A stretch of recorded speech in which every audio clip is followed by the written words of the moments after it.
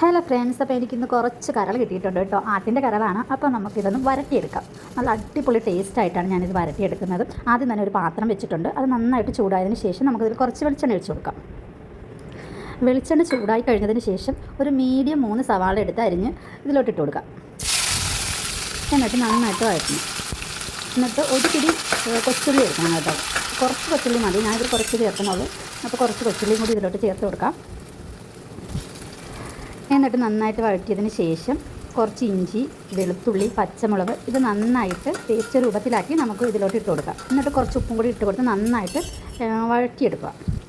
ആട്ടിൻ്റെ കരൾ വളരെയധികം ഔഷധ ഗുണങ്ങളുള്ളതാണ്.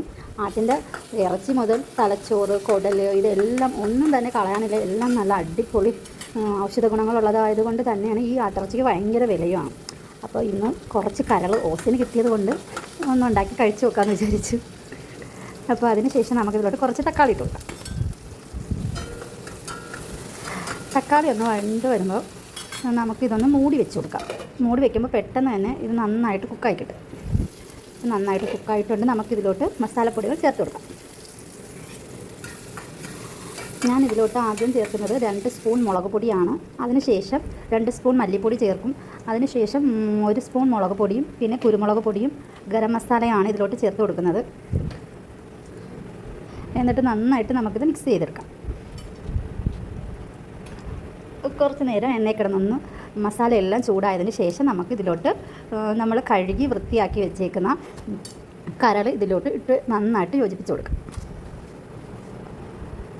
പിന്നെ കുറച്ച് പെരുംജീരകം കൂടി കൈകൊണ്ട് ചതച്ചിട്ട് ഇതിലോട്ട് ഇട്ട് കൊടുക്കാം കേട്ടോ. അപ്പോൾ നല്ലൊരു പ്രത്യേക ഒരു ടേസ്റ്റാണ്. പൊടി ചേർക്കുന്നതിനെക്കാട്ടി ചതച്ചിട്ട് കൊടുക്കുമ്പോഴാണ് ഒരു പ്രത്യേക രുചി കിട്ടുന്നത്. അപ്പോൾ മസാലയൊക്കെ ഒന്ന് മൂത്ത് വന്നിട്ടുണ്ട്. അപ്പോൾ നമുക്ക് കഴുകി വൃത്തിയാക്കി വെച്ചേക്കുന്ന നമ്മൾ കരൾ ഇതിലോട്ട് ഇട്ട് കൊടുക്കും.